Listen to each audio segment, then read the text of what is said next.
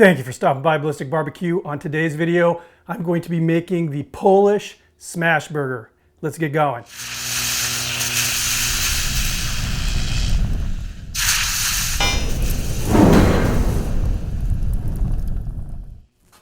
Okay, I have here some beef kielbasa and some beef, and this is tri-tip steak, basically a tri-tip cut into steaks. As you can see, beautifully marbled, and we're going 50-50 here. Obviously, this is going to make a few patties, and after I'm done with the video, my son and my wife are going to have a really good lunch. So let's get to dicing up the meat here.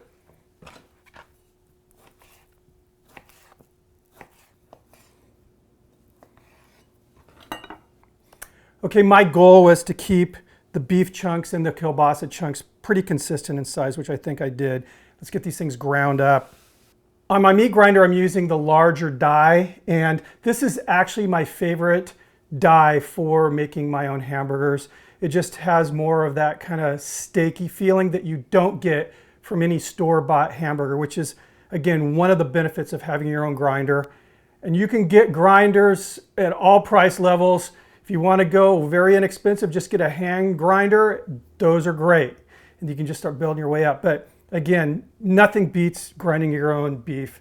So what I'm going to do is basically drop in a piece of kielbasa with a piece of the tri-tip steak in it at the same time. Let's get going.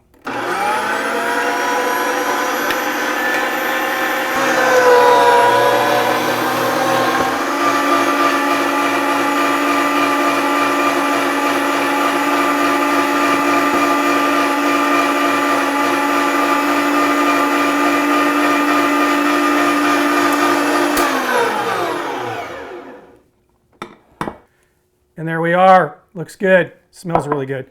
What I'm going to do now is simply place this in the refrigerator, allow it to kind of set up a little bit before we form the meatballs that we're going to use for the smash burger. In the meantime, I'm stepping outside. I'm going to get the Lone Star Grill's offset vertical fired up. We're going to use that griddle feature to cook these hamburgers. See you guys outside. The griddle's all preheated, and the first thing we're going to do is make what I'm calling a sauce, and it does involve sauerkraut. If you don't like sauerkraut, I'd probably just go with mustard and then add some pickles because I think it really needs some acid.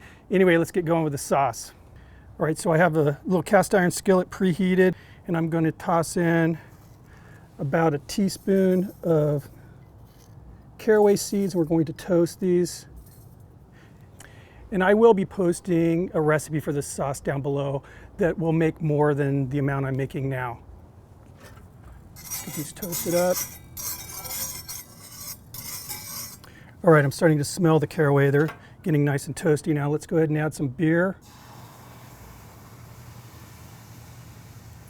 Throw in about 2 tablespoons of a stone ground mustard. About a tablespoon of an English style mustard. It's got a nice spicy heat to it. Get this kind of whisked up.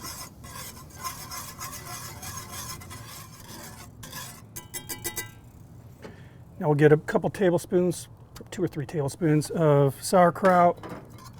Put that in there. All right, this is nice and mixed up now. Smells unbelievable. Just going to let this simmer while we get those burgers going. Now for this burger, I was actually shooting for like pretzel buns. I couldn't find pretzel buns. All my bakeries that I go to are out, but I do have some nice brioche buns with poppy seeds, so I think this will go really well. Let's go ahead and get these toasted.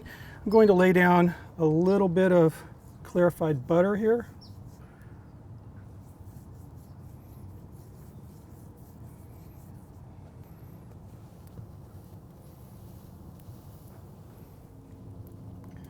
And there we go, just a nice light toast. Now we'll go ahead and lay down some more clarified butter.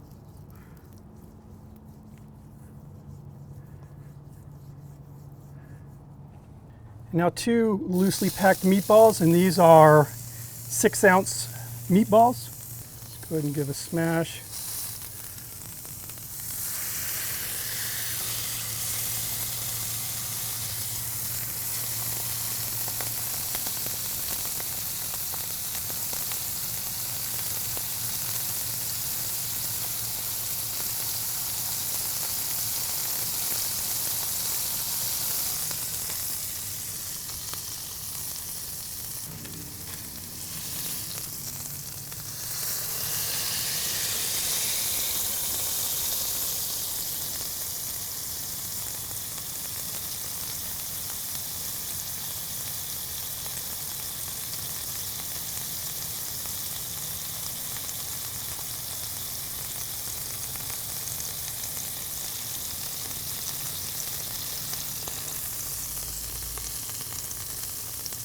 Season the patties with a little kosher salt.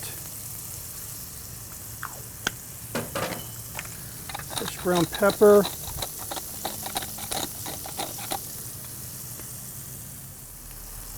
All right, you can see how I have juices bubbling through the top now. This is when I like to flip a smashed burger.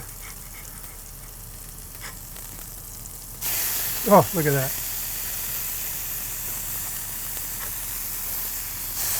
Wow. Now for some cheese, we're going to go with a little Munster here, a little smoked Gouda here,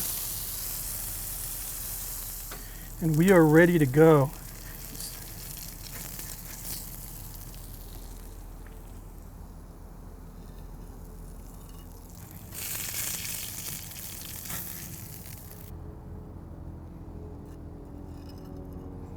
And now for some of that sauerkraut sauce.